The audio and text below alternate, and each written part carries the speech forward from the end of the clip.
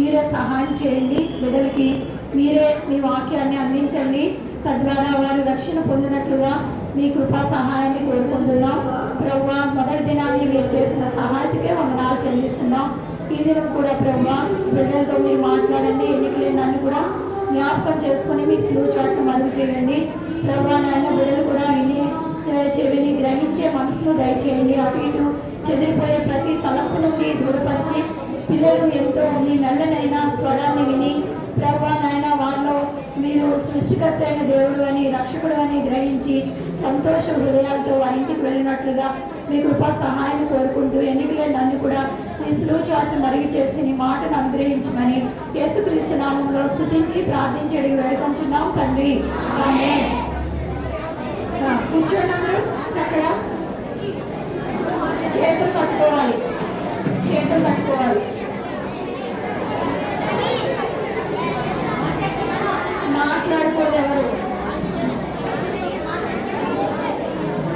చేతులు పట్టుకోవాలి. నోటి మీద వేలు వేసుకోవాలి.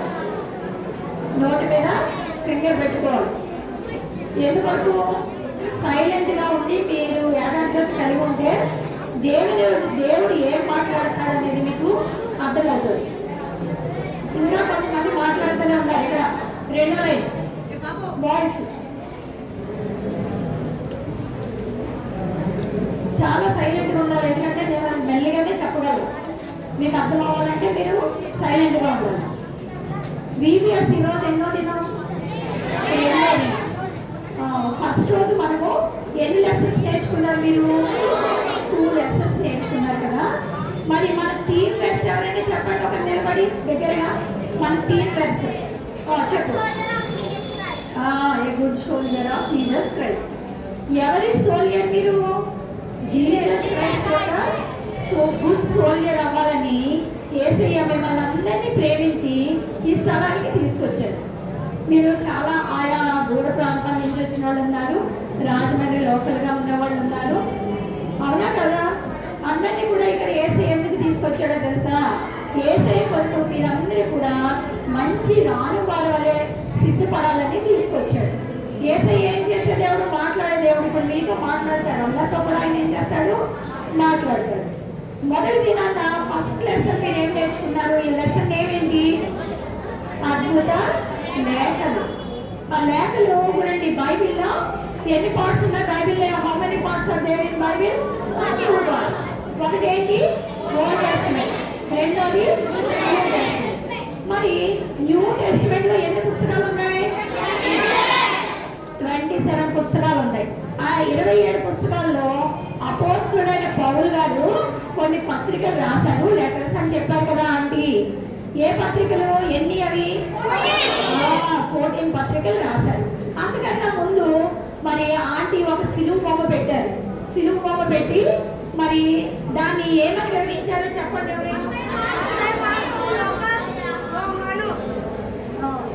ఏం చెప్పారు? మత్తయి, మార్కు, లూకా, యోహాను. ఎన్ని సువార్తలు?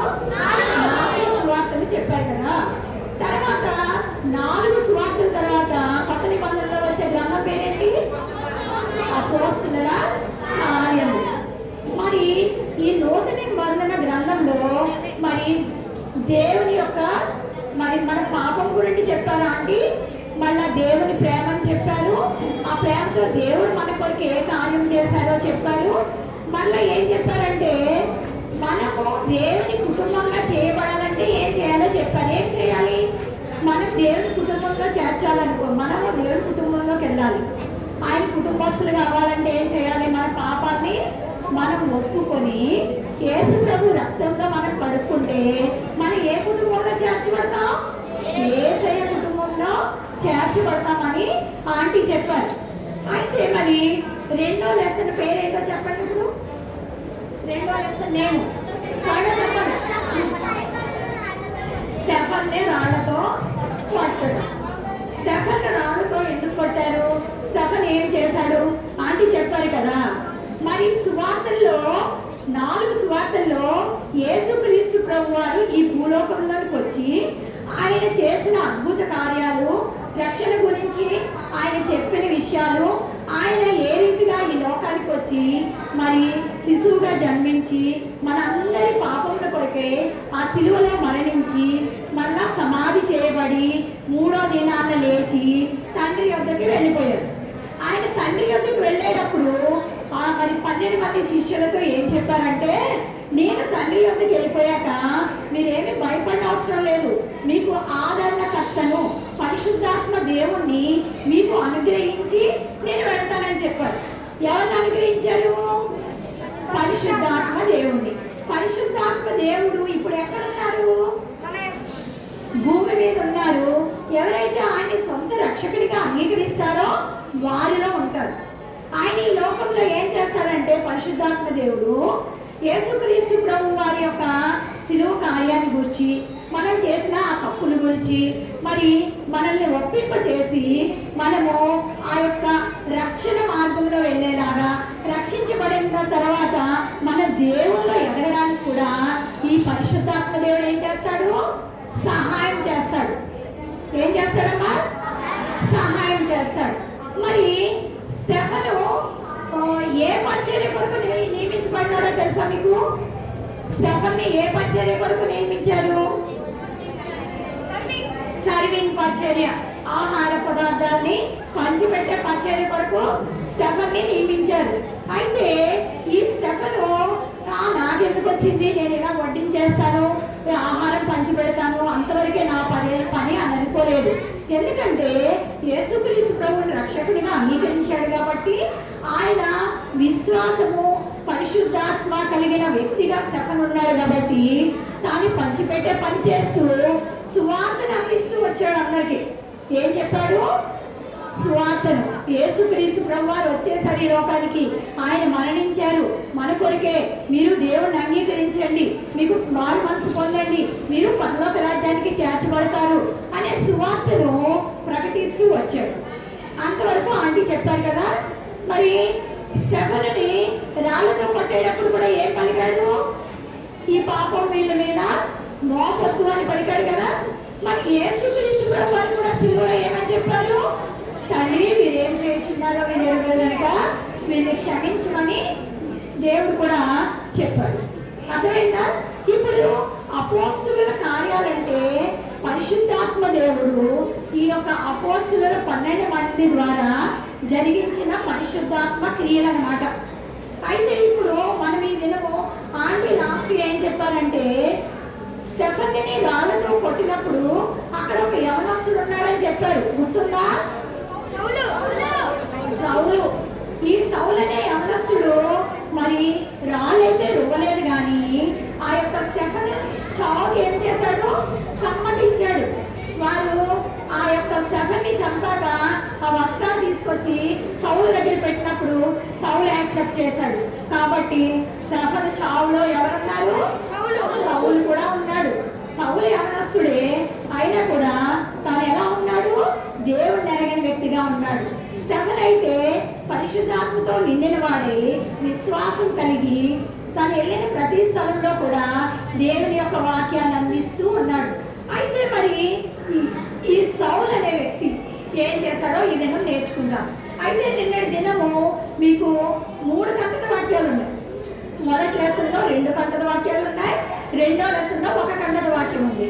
ఎవరు నేర్చుకున్నారు? అది స్పీడ్ గా చక్కగా చెప్పాలి. చెప్పినానా? నువ్వు చెప్పినానా? చెప్పు.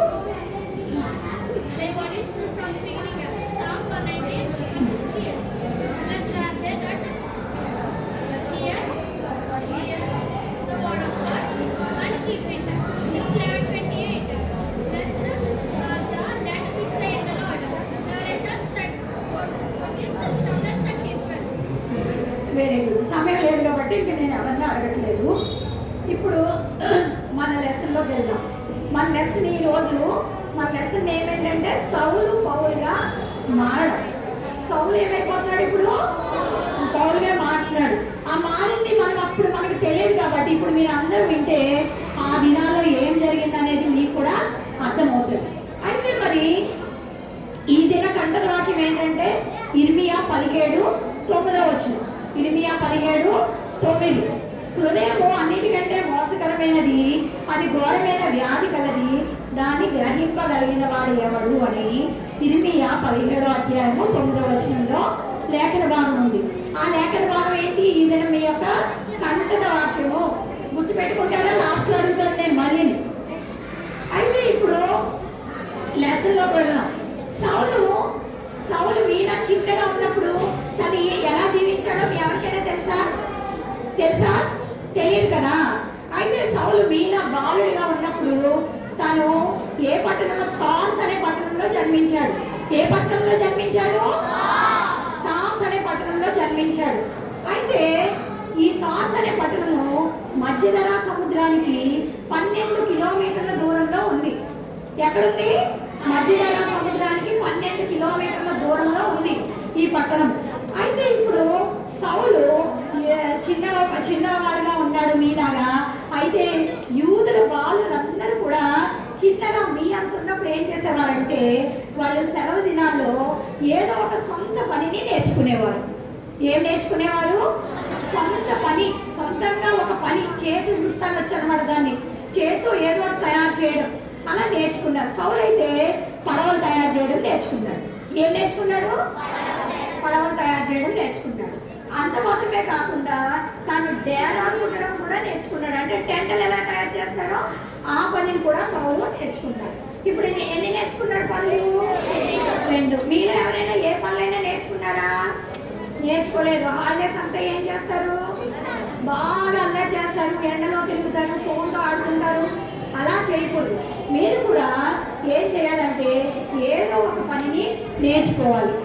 దేవుని ఇంట్లో వాడబడడానికి ఇన్స్ట్రుమెంట్స్ ఉంటాయి కదా, మ్యూజికల్ ఇన్స్ట్రుమెంట్స్ నేర్చుకోవచ్చు, లేకపోతే చక్కగా పాటలు నేర్చుకోవచ్చు, లేకపోతే వాక్యాలు నేర్చుకోవచ్చు. ఇవన్నీ కూడా మీరు నేర్చుకోవచ్చు. అలాగా మనము చేతులతో పని కలిగి ఉండడం వల్ల, పని చేయడం వల్ల పాపానికి దూరంగా ఉంటాము. దేనికి దూరంగా ఉంటాం? ఖాళీగా ఉంటే పాపం చేస్తాం, అలా చేస్తాం. ఖాళీగా లేదనుకో ఆ పనిలో నిమగ్నం అయిపోయి ఉంటాం. మరి బైబిల్ గ్రంథంలో 1 తెస్సలోనిక 4వ అధ్యాయం 11వ వచనంలో వాక్యం ఇలా చెప్తుంది. ఆసక్తి కలిగి మన చేతులతో మనకి ఇచ్చిన పనిని ఆసక్తి కలిగి చేయడం వలన ఆ పనిలో మనం ఏంటి? నైపుణ్యాన్ని సంపాదించగలుగుతాం. మనకి ఇచ్చిన పనిని ఎలా చేయాలమ్మా? ఆసక్తి కలిగి చేయాలి. వర్క్ బుక్ ఫిల్ చేసేది మీరు ఆసక్తిగా చేయాలి. మళ్ళీ మీ యొక్క డ్రాయింగ్ వేస్తారు, అది కూడా మీరు ఎంతో చక్కగా ఆసక్తిగా చేయాలి. అంత మాత్రమే కాదు, మీరు చిన్నవాళ్ళగా ఉన్నారు కాబట్టి తల్లిదండ్రులకు విధేయులై ఉండాలి. ఎవరికి విధేయులై ఉండాలి? తల్లిదండ్రులకు విధేయులై ఉండాలి. మళ్ళా ప్రసంగి గ్రంథంలో 9వ అధ్యాయం 10వ వచనం ఏమీ చెప్తుందంటే మనకి ఇచ్చిన పనిని మనము సంతోషంగా చేసామనుకో ఆ పనిని త్వరగా ముగించగలమంట. అవునా కాదా? మమ్మీ డాడీ ఒకసారి పని చెప్తే మీరు ఏం చేస్తారు? విసుక్కుంటూ చేస్తారు, ఆ పని అంతా పాడు చేస్తారు. అలా కాకుండా సంతోషంగా పని చేస్తే ఏమవుతాము?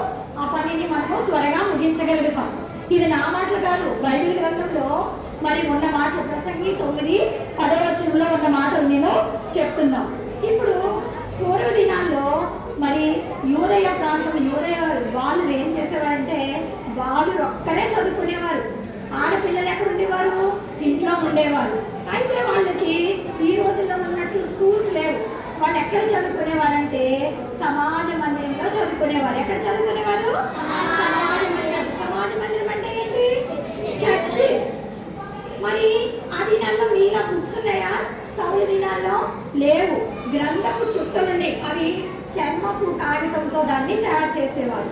మరి సౌలు పత్రికలు కూడా ఆంటీ చెప్పినప్పుడు పత్రికలు రాసిన రోల్ చేసి ఒక దాంట్లో పెట్టుకున్నాడు కదా సౌలు. నేను మీరు చూశారు కదా.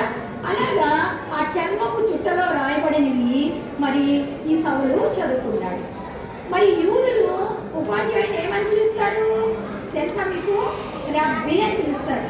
ఏమని పిలుస్తారు? రబ్బీ అని పిలుస్తారు.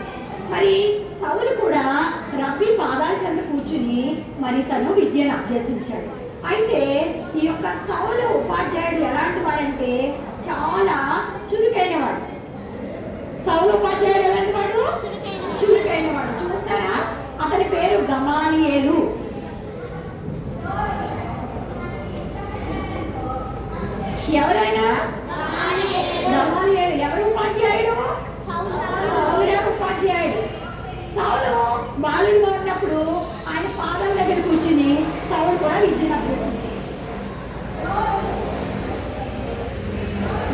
చక్కగా కూర్చుంటాడో సౌలు కూడా అంత చక్కగానే కూర్చుంటాడు. చూడండి, మీలాగే సౌలు కూడా బుద్ధిమంతుడే.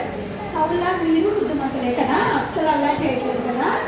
అయితే ఇప్పుడు గమాలియేలు ఈ యొక్క సౌలుకి ఏం నేర్పించాడంటే పాత నిబంధన గ్రంథం అంతా నేర్పించాడు. ఏం నేర్పించాడు? పాత నిబంధన గ్రంథం అంతా కూడా నేర్పించాడు. పాత నిబంధన గ్రంథంలో అనేక లేఖనాలు యేసుక్రీస్తు ప్రభువు గురించి ఉన్నాయి. పాత నిబంధనలో ఏమున్నాయి? యేసుక్రీస్తు ప్రభు వారి గురించి లేఖనాలు అనేకం ఈ పాత నిబంధన గ్రంథంలో రాయబడి ఉన్నాయి. యేసుక్రీస్తు వారు శిశువుగా ఈ లోకానికి వచ్చారని, ఆయన మనందరి పాపముల కొరకు ఆ సిలువలో మరణించారని, మరి ఆయన సమాధి చేయబడ్డారని, మూడో దినాన లేచారని, ఇవన్నీ కూడా ఎక్కడున్నాయి? పాత నిబంధన గ్రంథంలో ఉన్నాయి. అంటే యేసుక్రీస్తు ప్రభు వారికి ముందు చరిత్రలు. పాత నిబంధన ఏంటి? యేసుక్రీస్తు ప్రభు పుట్టక ముందు ఉన్న చరిత్ర అన్నమాట. అంతా నేర్చుకున్నాడు. కానీ ఈ యొక్క గమాలియేలు ఏం నేర్పించలేదంటే సౌలుకి యేసుక్రీస్తు ప్రభు గురించి నేర్పించలేదు.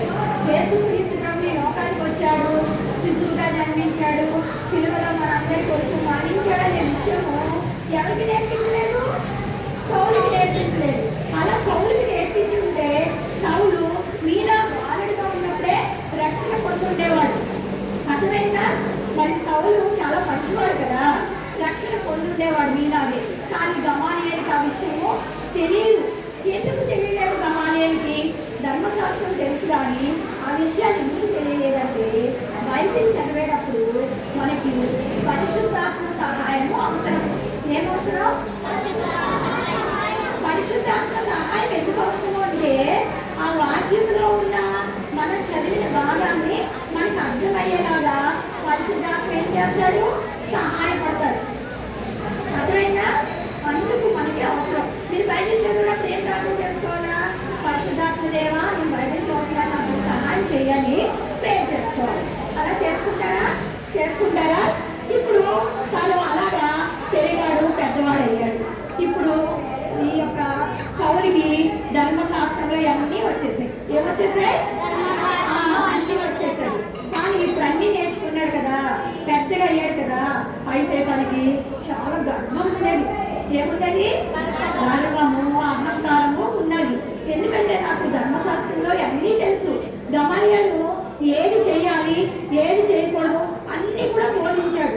కాబట్టి ఇప్పుడు ఏమైపోయాడు? సౌలు పెద్దగా అయిపోయాడు. పెద్దగా అయ్యి దేవుని వాక్యం తెలుసుకున్నాడు. కానీ యేసుక్రీస్తు ప్రభువుని ఎరగలేదు. అహంకారము, గర్వము కలిగి ఉన్నాడు. మరి సామెతల గ్రంథము 16వ అధ్యాయం 5వ వచనం ఏం చెప్తుందో తెలుసా? గర్వహృదయులందరూ యెహోవాకు హేయులు. ఎవరు గర్వంగా మీలో ఎవరైనా ఉన్నారనుకో వాళ్ళందరూ ఎవరికి హేయులు? దేవునికి హేయులు. గుర్తుపెట్టుకోండి, మనం గర్వంగా ఉండకూడదు. అర్థమైందా? ఈ విధంగా సౌలు పెద్దగా అయ్యాక తను ఏం చేయడం మొదలు పెట్టాడంటే క్రైస్తవులందరినీ కూడా హింసించాలని అనుకున్నాడు. ఏమనుకున్నాడు? క్రైస్తవుల్ని హింసించాలని.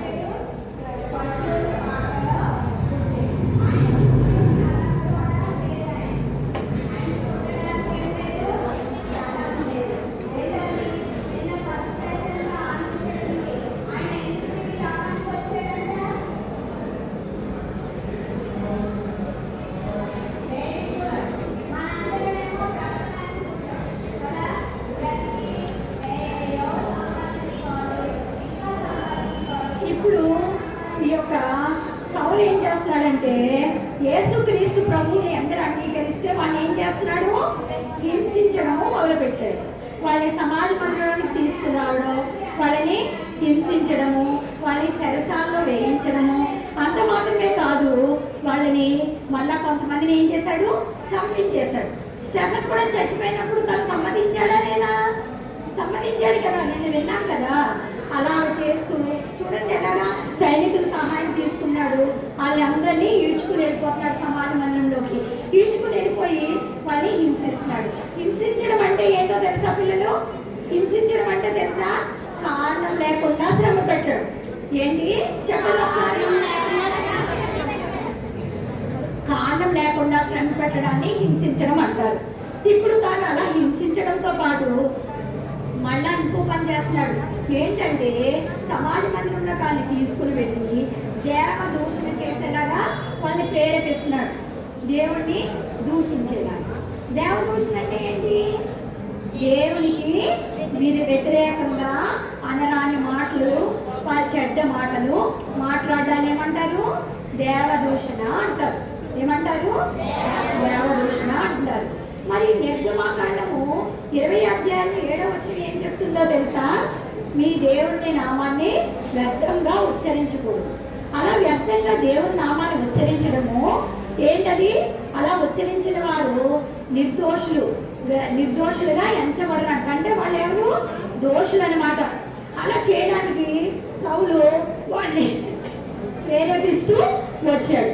అయితే మరి యేసుక్రీస్తు ప్రభువు, సౌలుకేమో యేసుక్రీస్తు ప్రభువు తెలియదు, ఆయన దేవుని కుమారుడని తెలియదు, వాళ్ళందరినీ హింసిస్తున్నాడు. మరి దేవుడు మనల్ని ఏం చేశాడు?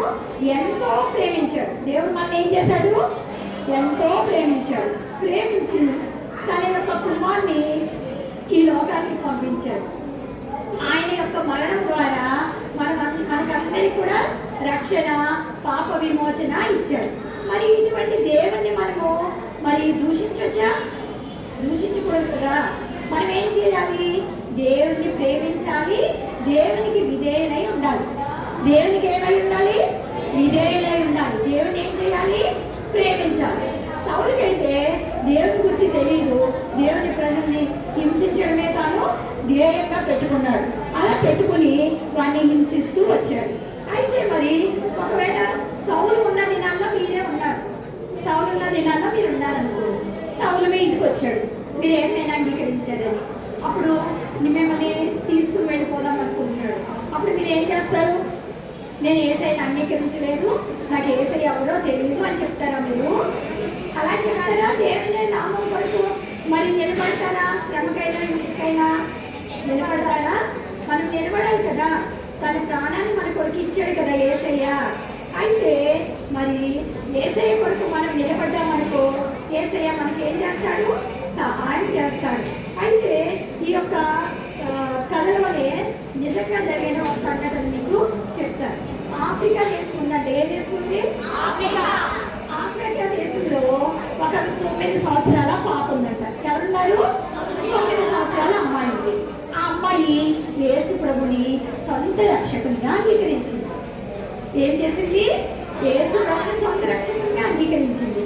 అంగీకరించినందుకు వాళ్ళ మమ్మీకి ఎంత మాత్రమే ఇష్టం లేదు. ఈ సౌలులాగే తనకు కూడా అస్సలు ఇష్టం లేదు. అయితే నేను యేసు ప్రభుని మా అమ్మాయి విడిచిపెట్టాలి కాబట్టి నేను ఒక పని చేస్తాను అనుకుని అడవికి తీసుకెళ్ళి అమ్మాయిని ఒక చెట్టుకు కట్టేసింది. చెట్టుకి అడవిలో కట్టేసినప్పుడు అమ్మాయి ఏమీ మాట్లాడలేదు, మౌనంగా అలాగే ఉంది. కట్టేసినా మాట్లాడలేదు. ఇంకా అలా అమ్మకు కోపం వచ్చి అడవిలో అమ్మాయిని వదిలేసి వెళ్ళిపోయి. ఎందుకంటే అలా కట్టేయడం వల్ల క్రూర జంతువులకి భయపడి నేను ఇంకా యేసు ప్రభుని విడిచిపెడతానని చెప్తానని వాళ్ళ అమ్మ అనుకుంది. కానీ అమ్మాయి ఎలా చేసిందా? చేయలేదు.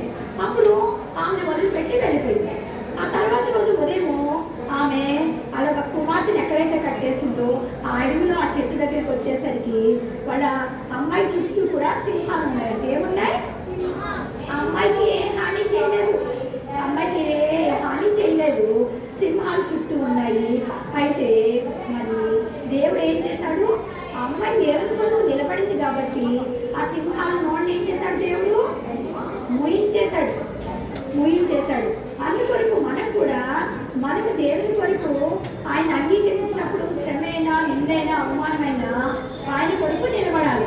ఆయన అప్పుడు ఏం చేస్తాడు? తన దూతని పంపించి మనల్ని రక్షిస్తాడు. లేదా మనల్ని ఏం చేస్తాడు? ఆయనతో నిత్యత్వ యుగంలో ఉండడానికి పరలోక రాజ్యానికి తీసుకెళ్ళిపోతాడు. ఎక్కడికి తీసుకెళ్తాడు? పరలోక రాజ్యానికి తీసుకెళ్ళిపోతాడు. మరి మనం ఏం చేయాలి? దేవుని కొరకు రోషం కలిగి ఉండాలి. అర్థమైందా?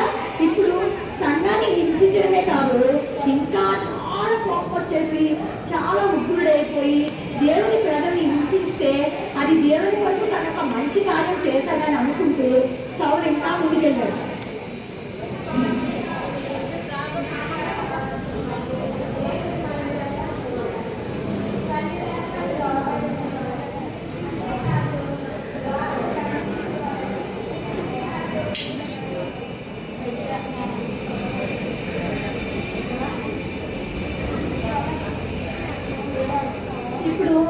సౌలు ఏం చేశాడంటే మరి యెరూషలేములో సమాజ మందిరం ఉంది కదా, దానిలో ఎవరు ఉంటారు? ప్రధాన యాజకుడు ఉంటాడు. ఆ ప్రధాన యాజకుడి దగ్గరికి వెళ్ళి సౌలు, నేనేం చేస్తానంటే ఈ మార్గంలో వెళ్ళే మరి పురుషులనైనా స్త్రీలనైనా పట్టుకొని నేను వాళ్ళు యెరూషలేముకి తీసుకుని వస్తాను. వాళ్ళు కూడా నేను యేసుక్రీస్తుని అంగీకరించిన వాళ్ళని నేనేం చేస్తాను? పాడు చేసేస్తాను, సంఘాన్ని అంతా పాడు చేస్తానని చెప్పి ఏం చేశాడంటే ప్రధాన యాజకుడి దగ్గరికి వెళ్ళి పత్రికలు ఇమ్మని అడిగాడు. దమస్కుకి వెళ్తాను, నాకు సమాజ మందిరంలో మీరు నాకు ఏమివ్వండి? పత్రికలు ఇవ్వండి, అవి తీసుకుని ఇప్పుడు నేను ఎక్కడికి వెళ్తాను? దమస్కుకి వెళ్తాను. ఇప్పుడు సౌలు ఎక్కడున్నాడు? యెరూషలేములో ఉన్నాడు. వినాలి, చేతులు కట్టాలి, అందరూ చేతులు కట్టాలి. ఎక్కడున్నాడు సౌలు? యెరూషలేము నుంచి మళ్ళీ ఎక్కడికి వెళ్ళిపోతాడు?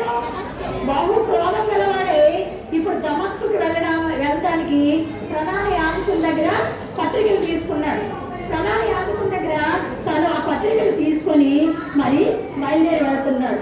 ఈ మార్గంలో ఉన్న పురుషులనైనా స్త్రీలనైనా సరే వాళ్ళు ఈడ్చుకొని యెరూషలేముకి తీసుకురావడానికి.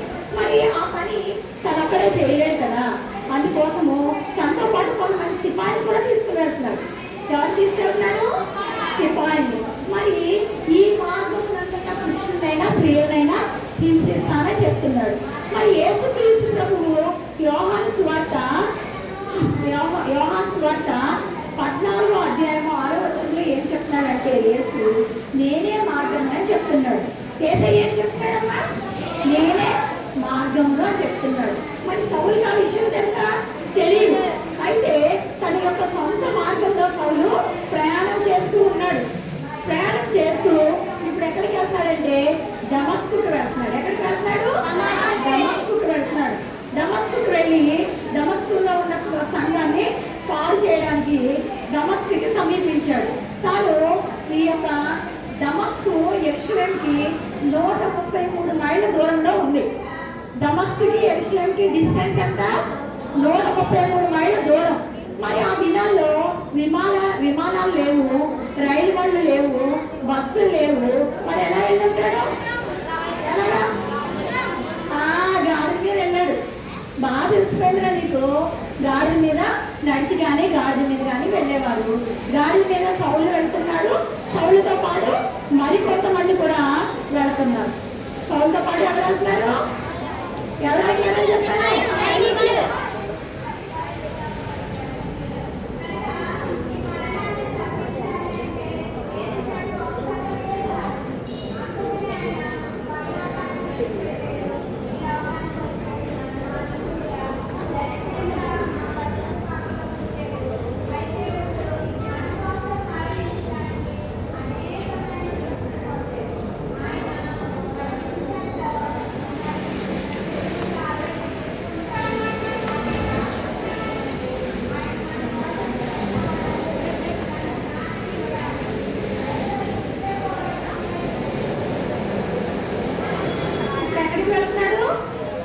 దమస్కుకి వెళ్తున్నాడు. ఎక్కడికి వెళ్తున్నాడు చెప్పాలి? దమస్కుకి వెళ్తున్నాడు. ఆ దమస్కుకి వెళ్ళే మార్గంలో తాను దమస్కుకి సమీపించేసరికి ఆఫ్టర్నూన్ అయిపోయింది, మధ్యాహ్నం అయిపోయింది. మధ్యాహ్నం ఎండ ఉంటుందా నీడ ఉంటుందా? చాలా ఎండ ఉంటుంది కదా. ఆ సమయంలో తాను దమస్కుకి సమీపించేసరికి ఒక ఆశ్చర్యకరమైన సంఘటన జరిగింది. ఏం జరిగిందంటే పౌలు వాళ్ళ చుట్టూ కూడా ఒక వెలుగు ప్రకాశించింది. ఆ వెలుగు సూర్య తేజస్ కన్నా మిక్కిలి ప్రకాశమానమైన వెలుగు అనమాట. ఆ వెలుగుని ఇప్పుడు వాళ్ళు చూడగానే సౌలు ఏమయ్యాడంటే నేల మీద పడిపోయాడు. ఏమయ్యాడమ్మా?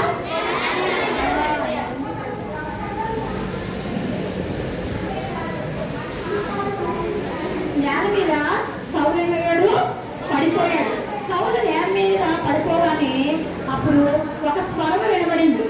సౌలా సౌలా నీవేళ నన్ను హింసించుచున్నావని ఒక స్వరము వినబడింది.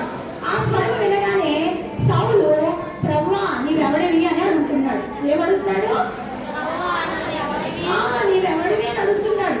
ఆ కింద పడిపోయేసరికి సౌలు ఎలాంటి వాడు? బహు గర్వం కలిగిన వాడు, అధిక విద్య కలిగిన వాడు. మరి క్రైస్తవుని హింసించడంలో ప్రాణాధారంగా తాను భావిని వ్యక్తి ఇప్పుడు ఆ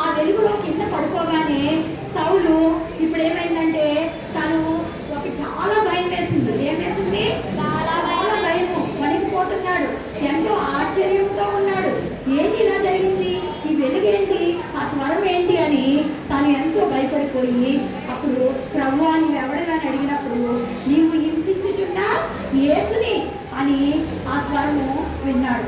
ఏమని విన్నాడు? నీవు హింసించుచున్న యేసుని.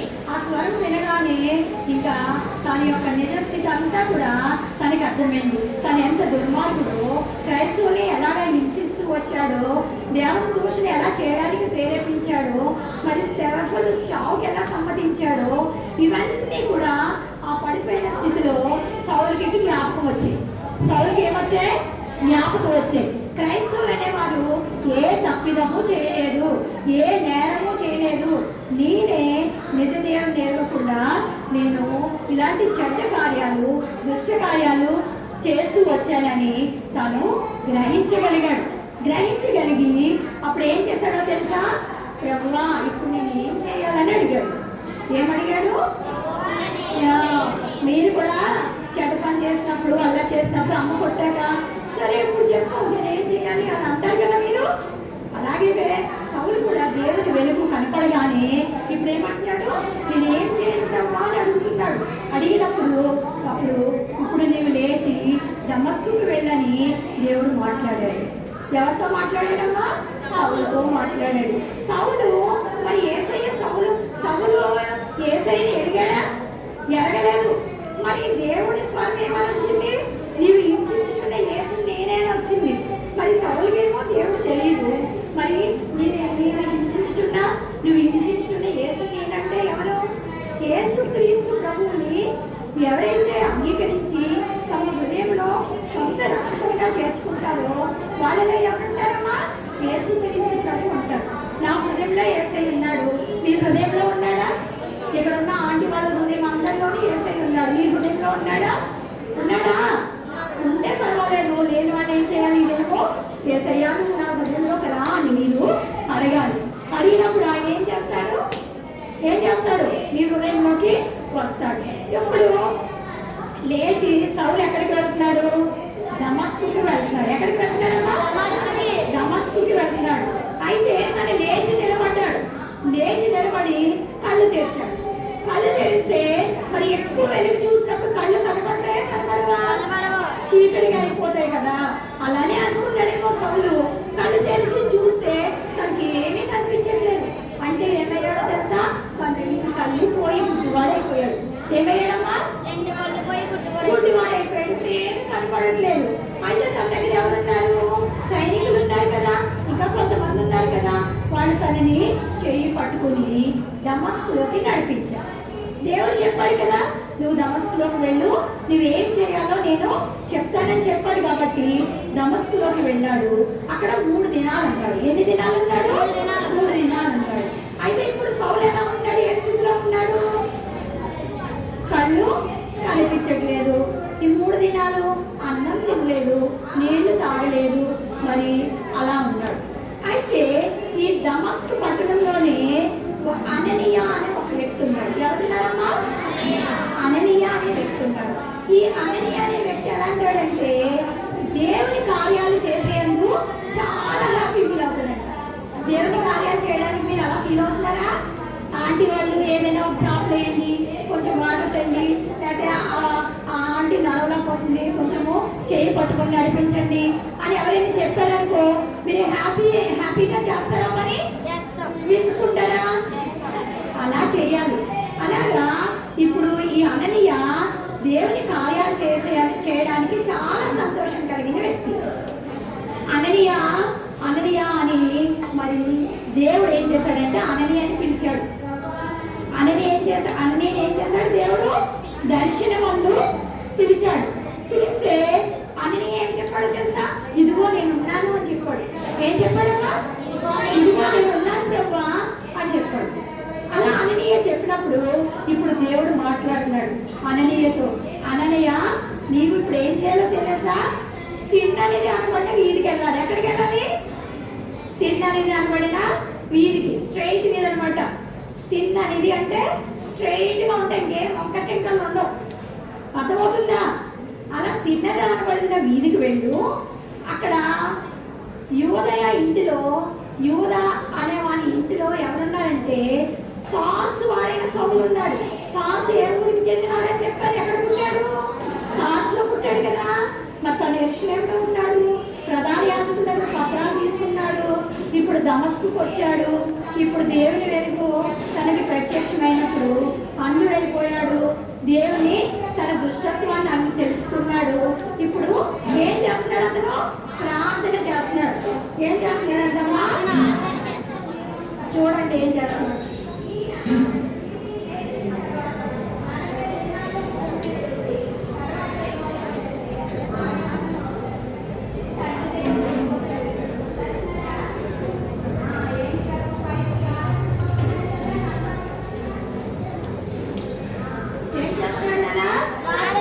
ప్రార్థన చేస్తున్నాడు కదా. మరి నీవు రక్షించబడ్డావు, నేను రక్షించబడ్డాను అని యేసయ్యని అంగీకరించడానికి మరి ఇతరులు మిమ్మల్ని చూసినప్పుడు వాళ్ళు యేసయ్య బిడ్డ అని చెప్పాలంటే మీరేం చేయాలి? రక్షించబడ్డ వాళ్ళు ఏం చేయాలి? ప్రార్థన చేయాలి. ప్రార్థన జీవితం ద్వారా వీళ్ళు క్రైస్తవులు రక్షించబడ్డారనేది ఇతరులకి తెలుస్తుంది. ఇప్పుడు సౌలు కూడా ఏం చేస్తున్నాడు? ప్రార్థన చేస్తున్నాడు. ఇంతకు ముందు సౌలు ఏ మార్గంలో ఉన్నాడు? వంకర మార్గంలో ఉన్నాడు, తన సొంత మార్గంలో ఉన్నాడు. ఇప్పుడు యోహాను సువార్త 14:6లో ఏం చదువుతున్నాం? యేసయ్య ఏం చెప్పాడు? నేనే మార్గము అని చెప్పాడు కదా. ఇప్పుడు ఆ తిన్నని మార్గంలోకి ఈ యొక్క సౌలు వచ్చేసాడు. అంటే ఇప్పుడు సౌలు ఏమైపోయాడు? పౌలుగా అయిపోయాడు. ఏమైపోయాడమ్మా? పౌలుగా అయిపోయాడు కదా. ఇప్పుడు ఏం చేస్తున్నాడు? తను ప్రార్థన చేస్తున్నాడు. ఇప్పుడు అననీయ ఆ మాటలు వినగానే అననీయకి చాలా భయం వేసింది. ఎందుకు భయం వేసింది? ప్రార్థన చేస్తున్నాడు, సౌలు దగ్గరికి వెళ్ళమన్నాడు. మరి వెళ్ళిపోవచ్చు కదా అననీయ. ఎందుకు భయపడ్డాడు? సౌలు ఎలాంటి వాడు చెప్పాలి? ఎలాంటి వాడు? దుర్మార్గుడు కదా. యెరూషలేములో ఉన్న క్రైస్తవులందరినీ హింసించాడు, చెరసాల్లో వేయించాడు, అనేకులను చంపించాడు. మాట్లాడుతున్నారు అక్కడ. గర్ల్స్ నీ వెనకాల అమ్మాయి మాట్లాడదు, మీరే మాట్లాడు. అప్పుడు అలా చేస్తాడు కదా. ప్రభువా, మరి ఆ సౌలు ఎలాంటి వాడో తెలుసా? మరి యెరూషలేములో నీ నామం ఎరిగిన వాళ్ళందరినీ హింసించాడు, వాళ్ళు దేవదూషణ చేశాడు, చెరసాల్లో వేశాడు, అనేకుల్ని చంపించేశాడు. స్టెఫెన్ కూడా హతసాక్షి అయ్యాడు. అప్పుడు తన చావు కూడా సమ్మతించాడు ప్రభువా. ఇప్పుడేమో ప్రధాన యాజకుల దగ్గర పత్రాలు తీసుకుని యెరూషలేము నుండి దమస్కుకు వచ్చాడని విన్నాను. మరి అతని దగ్గరికి నన్ను వెళ్ళమంటున్నావు ఏంటి ప్రభువా అని అడిగాడు. అడిగినప్పుడు ప్రభు ఏం చెప్పాడంటే, తర్వాత చెప్పండి, ఇక్కడ నిలబడి చెప్తారా? అప్పుడు ప్రభు ఏం చెప్పాడంటే, నీవు భయపడద్దు. ఇప్పుడు తను మారాడు, అదిగో ప్రార్థన చేస్తున్నాడు. తాను నేను ఏర్పాటు చేసుకున్న సాధనము ఇశ్రాయేలు రాజుల ఎదుట, ఇంకా మరి అన్యజనుల ఎదుట, మళ్ళా ఇశ్రాయేలు ప్రజల ఎదుట నా నామం కొరకు తాను మరి చెప్పడానికి నేను నియమించుకున్న సాధనము, నా కొరకు తాను ఎన్ని శ్రమలు పొందాలో నేను అతనికి నేర్పిస్తాను అని చెప్పినప్పుడు ఇప్పుడు ఏం చేశాడు? ఇప్పుడు ఎవరు ఇతను చెప్పండి, ఇతను ఎవరు? గెస్ చేయండి.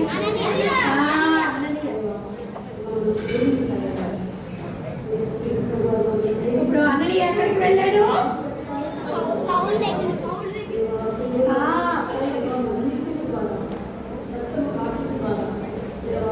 తనతో కూడా కొంతమంది ఉన్నారు కదా. ఇప్పుడు ఎవరి ఇంట్లో ఉన్నాడు? అననీయ యోధా ఇంట్లో ఉన్నాడు. ఏ వీధిలో ఉన్నాడు? ఏ వీధిలో ఉంది యోధా వాళ్ళ ఇల్లు? తెల్లన కనబడిన వీధిలో ఉంది. ఇప్పుడు అక్కడ ఏం చేస్తున్నాడు? ప్రార్థన చేస్తున్నాడు. ఇప్పుడు అననీయ ఏం చేశాడు? దేవుడి మాటకి లోబడి ఇప్పుడు అననీయ సౌలు దగ్గరికి వెళ్ళాడు. సౌలు మారిపోయాడు కాబట్టి మార్చిన పేరేంటి? పౌలు.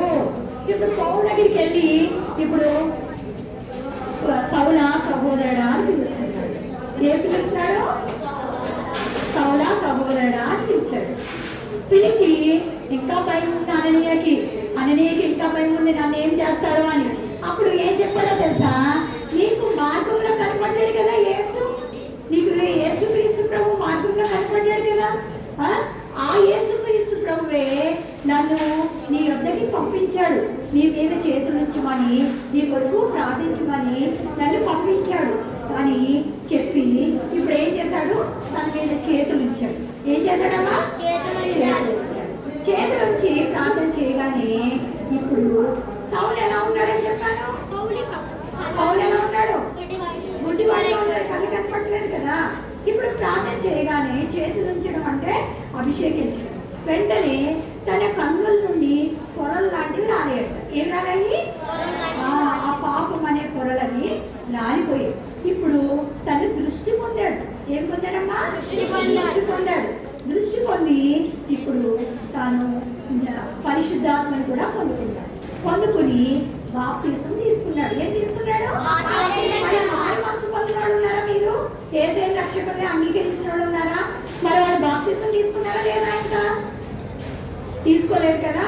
ఎప్పుడైతే యేసయ్యను అంగీకరించి హృదయంలో చేసుకున్నామో తర్వాత ఏం చేయాలి? బాప్తిసం కొరకు సిద్ధపడాలి, బాప్తిసం తీసుకోవాలి. అలా సంపూర్తిగా మనం దేవునికి అప్పగించుకున్నప్పుడు యేసయ్య మనలో ఉంటాడు. అర్థమైందా పిల్లలు? అలాగా జరిగింది. అలా జరిగినప్పుడు లాస్ట్ లో ఇప్పుడు ఏమైందంటే బలం పొందుకున్నాడు పౌలు. ఇంకేం చెప్తున్నాడంటే ఆ దమస్కులో ఇంకా అందరికీ దేవుని వాక్యం చెప్తున్నాడు. ఏమని చెప్తాడు? యేసే దేవుని కుమారుడు అని చెప్తాడు. ఏం చెప్తాడు చెప్పాలి? యేసే దేవుని కుమారుడు నాకు దమస్కు మార్గంలో కనపడ్డాడు. ఆ వెలుగులో నా పాపాలన్నీ నేను ఒప్పుకున్నాను. ఈయన నిజంగా లోకరక్షకుడు, యేసే దేవుని కుమారుడని కనపడిన వాళ్ళందరికీ చెప్తున్నాడు.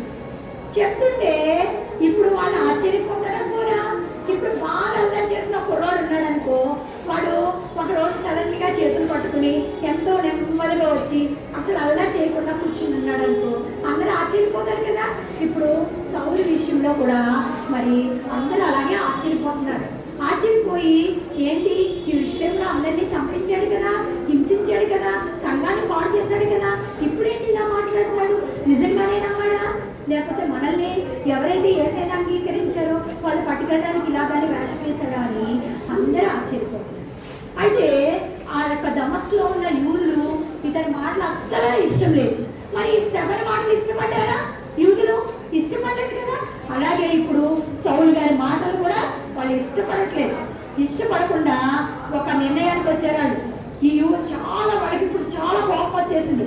ఈ సౌలు క్రైస్తవులు హింసించి యేసు క్రీస్తుని అంగీకరించి వాళ్ళని నాశనం చేస్తారంటే తను కూడా ఇప్పుడు యేసు క్రీస్తు ప్రభు సువార్త ప్రకటిస్తున్నాడేంటి? ఇప్పుడు మనం ఏం చేయాలి? సౌలుని ఎలాగైనా సరే చంపేయాలి అని యూదులు కుట్ర చేశారు. ఏం చేశారు? కుట్ర చేశారు. ఆ విషయం ఎవరికి తెలిసిందంటే ఈ యొక్క పౌలుకి తెలిసింది, శిష్యులకు కూడా తెలిసింది. ఎవరికి తెలిసింది? శిష్యులకి తెలిసింది, పౌలు గారికి కూడా తెలిసింది. తెలిసినప్పుడు వాళ్ళు ఒక ఆలోచన చేశారు. ఏంటంటే దమస్కు పట్టణం చుట్టూ ఒక ఎత్తైన ప్రాకారం ఉంది. సొదొమ చుట్టూ కూడా ప్రాకారం ఉందని విన్నారు కదా. అంటే పట్టణాల చుట్టూ వాళ్ళు ఏం చేసుకునేవారంటే ఒక ప్రాకారాన్ని నిర్మించుకునేవారు. శత్రువులు లోనికి రాకుండా వాళ్ళు ఏం చేసేవారు? ఒక ప్రాకారం నిర్మించుకొని ఒక ద్వారాన్ని పెట్టుకునేవారు. ఎవరైనా ఆ దమస్కు పట్టణంలోకి రావాలంటే ఎలా రావాలి? ఆ ద్వారం గుండానే రావాలి. మళ్ళీ ఆ పట్టణం వాళ్ళు బయటకు వెళ్ళాలంటే ద్వారం గుండానే వెళ్ళాలి. ఇప్పుడు యేసయ్య మార్గంలోకి వచ్చిన సౌలు యేసయ్యని ప్రకటిస్తున్నాడు. అయితే యూదులందరూ కుట్ర చేసి ద్వారం దగ్గర కాపలా ఉన్నారు. సో పౌలు బయటకు వస్తాడు కదా, అప్పుడు ఏం చేయాలి? అతన్ని చంపేయాలని. ఈ విషయం తెలిసిన సౌలు శిష్యులు ఏం చేశారంటే చూడండి.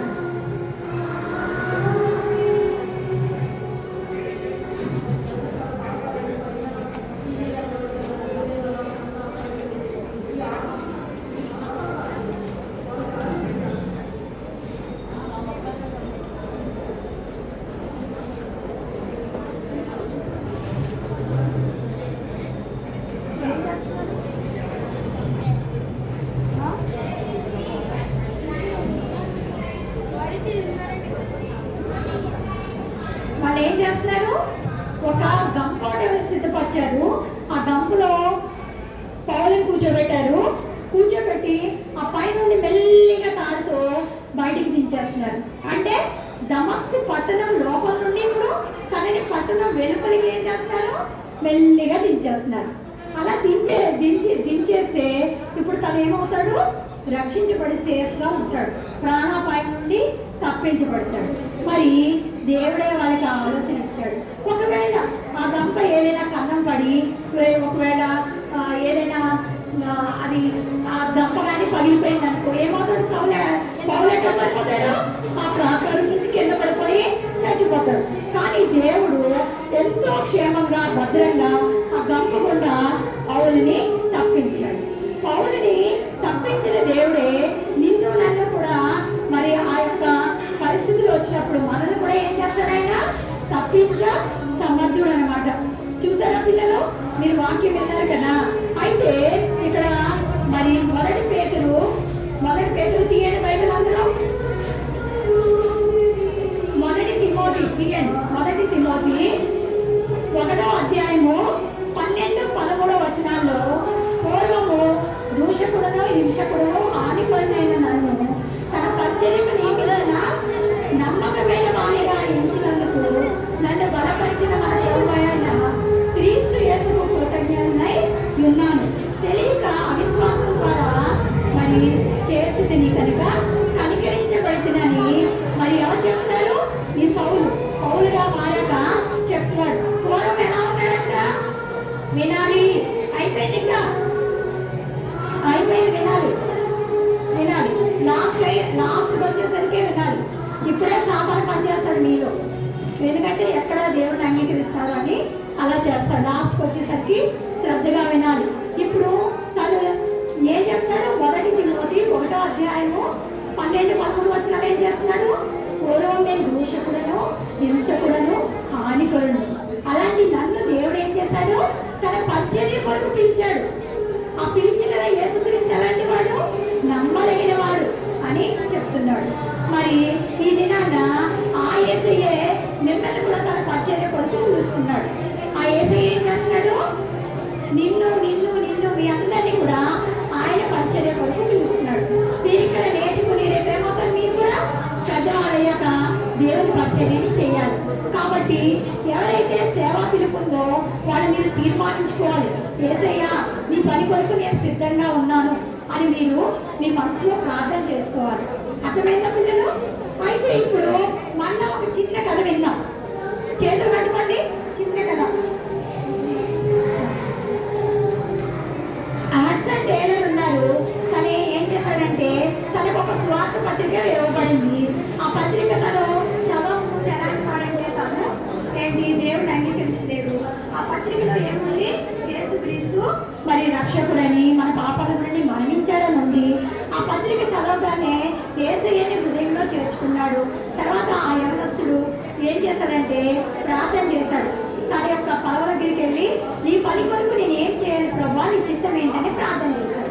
అయితే దేవుడు తన్ని చైనా దేశానికి మిషనరీగా పంపించాడు. తను చైనా దేశంలో మిషనరీగా దేవుడు సువార్త ప్రకటిస్తే అనేక చైనా దేశస్తులు యేసయ్యని నమ్ముకున్నారు. అక్కడ మిషన్ హాస్పిటల్స్ స్కూల్ని స్థాపించారు. ఆ తర్వాత దినాల్లో కూడా అక్కడ అనేక మంది మిషనరీలు చైనా దేశంలో పనిచేస్తారు. కళ్ళు మూసుకోండి, మోకరించండి. ఆంటీ ప్రార్థన చేస్తారు.